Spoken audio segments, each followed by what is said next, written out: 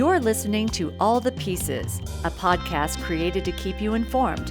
Now here's your host, Chief Quality Officer, Dr. Karan Mohan. Hello and welcome to another episode of All the Pieces. I'm your host, Karan Mohan. Today, I have two very special guests with me talking about a very important thing, which is coffee for a cure. To me, it personifies mission in action. But before we get into that, I'd like to introduce my guests, Zach and Stephanie. And both of you, I'd like to have my guests introduce themselves so I don't over-exaggerate or under-exaggerate. So, Zach, we'll start with you. Yeah, sure. Thank you. So I'm Zach Workman. I owned a business for 36 years, a private business. Moved back to St. Joe. My wife and I were both in education at first, but her family is from St. Joe, so we moved back here and immediately want to get involved in more things. And so I knew a neighbor of mine who came and asked me if I would mind being on the auxiliary board of Mosaic. And the mission seemed to fit really well. I love helping people, love being around people that need help and making a difference. And so I'm just really glad to be here. Welcome. Thank you so much. Stephanie? I'm Stephanie Wiginka. I have been a nurse navigator in the breast center for the last 12 years and been a nurse for almost 30 years. But I love what I do. I love the breast center, the great patients, and we work with great docs. Excellent. And I will attest to that they are wonderful people. So before we go into coffee for a cure, which is an amazing thing, Zach, tell me a little bit more. How long have you been with the auxiliary? So this will be my fourth year. Excellent. So I'm not the newbie guy anymore, but I've chaired this since I started. So 4 years ago, I started chairing the breast cancer issue, mostly because I'm very concerned. I got a wife, I got two daughters. We recently had a niece who had a double mastectomy. So we all learn from that, and we want to make sure everybody's healthy. So that's really why I want to get involved. So quite rewarding for you, just not from a personal aspect, but just the fact that you're making an impact for future people who might be diagnosed with this horrific diagnosis. Very much so, because I think, we, as you all know, that's what you're here for. We're in healthcare. Right. Mosaic's well known for that. Yeah. And so we want all the pieces to fit together. Look at that plug. I'll take it. That's how I'll take it, Zach. Yeah, right. But that's what works. And just being a small part of that, there's so much involved when someone comes and asks for help and those type of things, and to be able to help that fulfill that piece is really important. I agree. And just to piggyback on that, sometimes it is challenging for people to ask for help. Oh, it is. It's a pride issue or whatever, but people don't really ask for help. But if there's an establishment or a group of people who are willing to help, then somehow the work finds itself in a way. Yeah, I think that's really true, and I'll expand on that a little bit. We get several applications for people who are looking for support, and we're kind of the last dog, if you will. We're the last one in the pen that they can help because they've gone through their insurance, they've gone through everything they possibly can, and so when they ask, you feel for them. You feel when they're writing you that letter or that note, and they're trying to request X amount of funds because we need it for this, that you feel their hearts and their issues, their emotions coming out hard in that letter, that you want to make sure you respond to that and support them, make their life better. That's really amazing. And speaking of that support, Stephanie, I'm going to turn to you. What exactly is a nurse navigator? So, a nurse navigator, we begin in contact with the patient when they go for their imaging and they need a biopsy. We call them, we get them scheduled, we bring them in to see one of our providers. They do a breast exam, we go over their films and images with them, and then we get them over to radiology and they do the biopsy. And we kind of continue that journey. We see them, if they do have a breast cancer diagnosis, we bring them back in to see the surgeon. We go over everything. We give them a lot of education, meet their families, let them know what support is available for them. And we kind of walk that cancer journey with them. We see them every 6 months for the next 5 years. Wow. So you are essentially sometimes the first person of contact for the patient. We usually are. So that opens up a whole bag of emotions, right? So you go from testing to possibly dealing with diagnosis and then walking them through every step of the way. What are some of the rewarding parts of this job? I know it comes with a lot of baggage sometimes. Yeah, I'd say just being there for the patients and their families, letting them know there's so many emotions that those patients are going through, and just letting them know that they're not alone. They can call us at any time. If they need anything, we can get them to the right resources if we don't have those available in our office. You mentioned a lot of the education part that comes with the first onboarding of the patient, if you will. At this time, is a lot of the information sticking, or is it just kind of going over their No, head? I think once the patient hears the cancer diagnosis, they hear like just such a small amount of what we say. So we always tell them when they come in to bring a family member or two with them. And then we send them home with a whole bag of education. And bottom line is, here's my card. When you get home and digest it and have questions, or your family has questions, please call us and we'll go through it again. And how often do they call you? A lot. A lot. I can Yeah. imagine. Yeah. I can imagine. You kind of. I've seen this in my practice.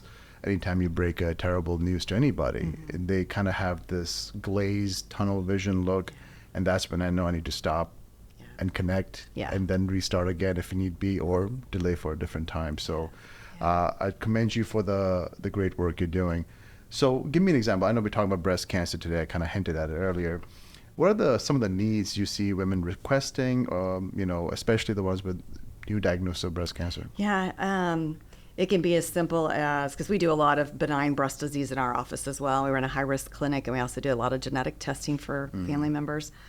It can be something as simple as just like, I need help with a mammogram, to I need help with hospital bills, I need a wig, I need a mastectomy, bra and prosthesis, just getting them to help them with financial assistance, help them to fill out the auxiliary form if necessary, just all kinds of needs. And needs are plenty, I'm sure. For sure. So this is quite a synergistic relationship with the auxiliary, isn't it? Yeah.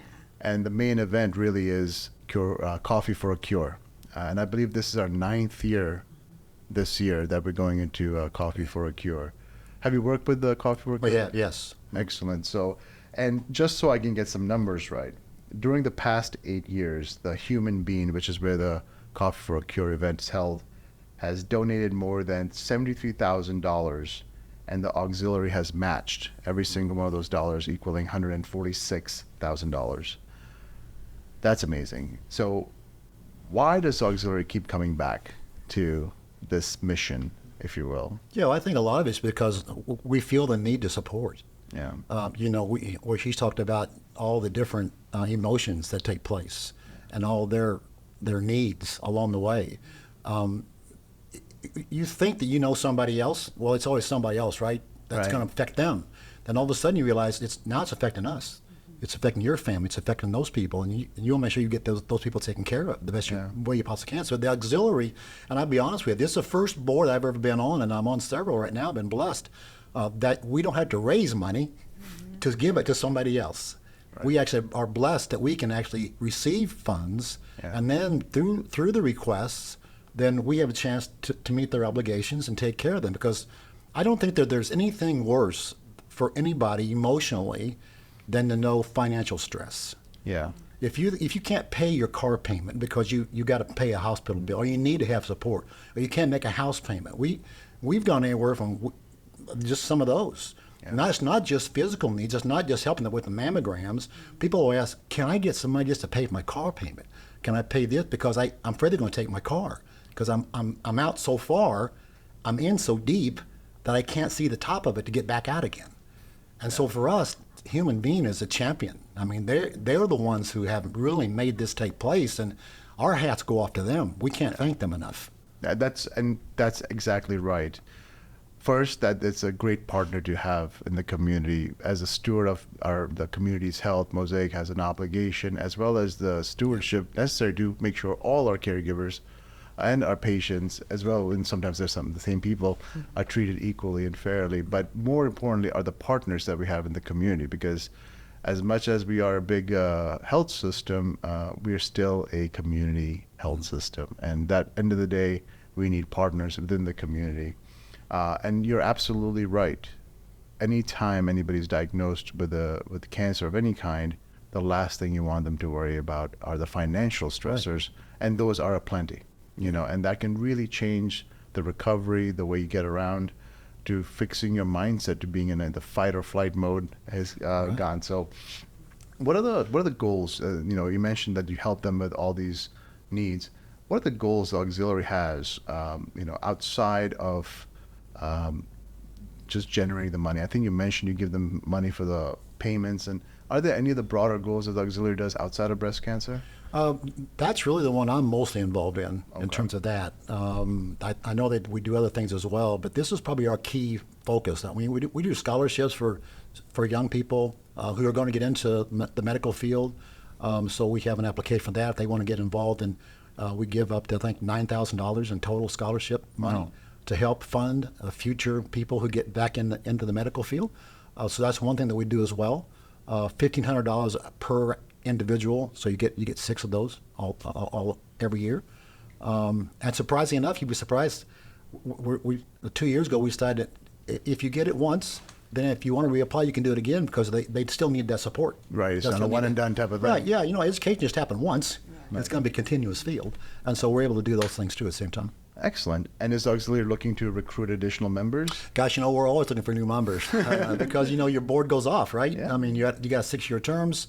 Then somebody rolls off, and they can roll back on after another year or two. But generally, you're looking for somebody, new blood, new face, new energy. If I got my math right, you have 2 more years on the board? I have 2 more years, yes. Okay, that's this right. is your 4th year. Yes. So if anybody's interested, who wants to help, auxiliary is always taking, as they say, fresh blood, Absolutely. Turning to you, Stephanie, for a second. You mentioned you're the point of contact for the patients when they come in, and you might be the first face they see when they have this disease or diagnosis of a disease. How do you help patients stay positive and hopeful during their cancer journey? I would really just say just being there for them, always giving them resources, letting them know it's going to be okay. Then that's usually what I say to every patient. We're here to walk with you through these next 5 years, through this journey with you. And whatever you need, we're here to help support you and do whatever we can to make this easier on the patient. And how closely do you work with the auxiliary? I do work very closely with the auxiliary. Yeah, I work a lot with Christina Lund, and whenever we have patients, we have an application. We give the patients a bag of books, so that we call it, and in that bag of books is applications. And so they bring the application in, and I immediately forward those to Christina, and she forwards those on at your monthly board meeting. Right to me. So yeah. And are you the final voting approval body? Yeah. So we have there's 3 people on the committee. And those Christina forwards them to me, read them, pass them on. Yeah. We usually try to get about a 2 or 3 day deadline, take a look at, because we're trying to get back the support as fast as we possibly can to them overall. Mm-hmm.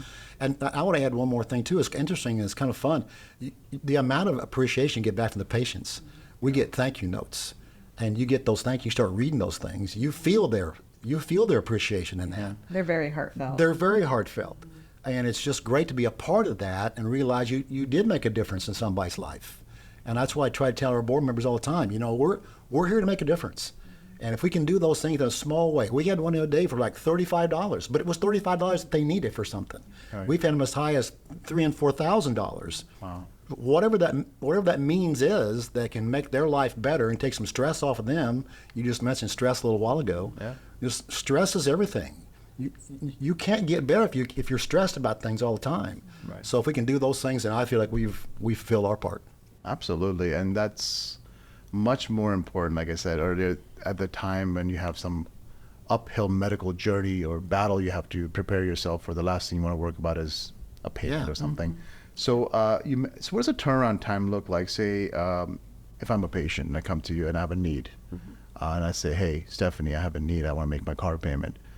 From that intention to the funds coming to the patient, how does that work? So they bring their application into me with their bills, and then I in turn forward that to Christina, who then in turn forwards it to you, and you guys meet and give a decision. Then Christina notifies the patient from there. It takes about a week from our part. We try and get it back to Christina within. She just gives a deadline, right? Yeah. Christina's very, very, very organized. Christina, if you're listening, you're getting a big plug over here. She's very organized. So generally about a week, and then we get it right back to her. Because we know, again, with that timeline, while we're out here trying to make a decision, they're over here trying to wait for something to take place. So from the decision, say, okay, this patient definitely needs some assistance. What time do you cut a check right then and there, or does that go through another? Yeah, it's pretty quick. I mean, we then give the approval back to Christina. She then contacts the patient, let them know it's been approved, and then Christina then contacts the secretary of the auxiliary, who then cuts a check. Excellent. It happens pretty quick. Yeah, I love that. Efficiency when it comes in times of need is as equally important as the amount you're being given. So tell me a little bit more about the Human Being Connection and the Cure for Coffee event. if you know more about it. Gosh, I know a little bit. They've been doing it for, like you said, for several years. I've been involved in the last 3 years with them directly. I do know they are an amazing group of people. If you've been down to their I facility, volunteered in the past for the. there's card to get in there. You're thinking, gosh, they're donating this much, right? And how fast it gets there, and the amount of money that they donate. $146,000 over the last 8 years almost. It's crazy. It's amazing. Yeah. And but it also shows, I think, along the way that people buy into that, right? They're not just buying the coffee. Yeah. They're making a donation to a need, and they feel that because one, it's either because they have been felt that their family members or somebody close to them has had it, or they want to be able to help somebody else along the way. So a lot of it, I've watched it. I'm sure you have too. Yep. You go down there, and there are people just walking up, just giving the money. Yes. They say, "Hey, just keep that." They don't care about the coffee. Don't care about it's a contact. Yeah. It's an association of being able to make a difference. It's a connection. It's a connection. Exactly right. And I think at the end Yeah. of the day, that's what fills everybody's cup. Yeah. Pun intended. Yeah. Yeah. But we all have a connection Yeah. to our mission. And I think Right. a lot of people who are not in healthcare but are deeply connected to the mission definitely will open up their wallets. And I think that's the true testament. People vote with their wallet sometimes. And this is a great connection for all of Yeah. us in the community. Any other projects, anything that we need to look forward to from the auxiliary end? Gosh, not that I know of. It's ongoing. There's always something going on for sure, but not really that I can put a note on right now. Fair enough.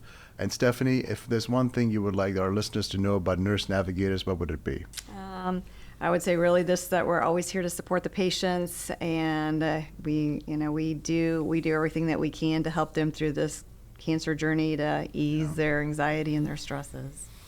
And that's all the difference it makes sometimes. So I have some information here I would like to share with our listeners. The Human Being will donate 100% of our sales and tips to benefit the Mosaic Life Care Auxiliary Breast Cancer Patient Assistance Fund. Yep. So if you are under-caffeinated or if you're over-caffeinated and would like some more caffeine, please show up at Coffee for a Cure, which is held at the Human Being at 4414 Commons Drive in St. Joseph. Information will be given along with the podcast when it's released. And I want all our listeners to know that your donations help support local breast cancer patients in Northwest Missouri. Will help their financial treatment, mammograms, education, transportation, and even some other bills as well. And Mosaic Life Care Auxiliary will provide 100% match Yep. to whatever money that's generated at this event, which is a tremendous, tremendous generosity. And I can tell you, I have family members who have had breast cancer in the past, and it is a harrowing experience. And financial stress on top of it is a huge barrier to recuperating. The work you are all doing is tremendous. And if there's anything that embodies a mission in action, you guys are doing it and doing it really, really well. So I would like to thank our guests, Stephanie and Zach, today, who are doing tremendous work with breast cancer patients. And if you would like to donate money and not drink coffee, you can do that as well. But if you would like to, please show up at the Human Being for a good cup of joe and a good cause. Till next time, I'm your host, Dr. Mohan. Take care and brush your hair.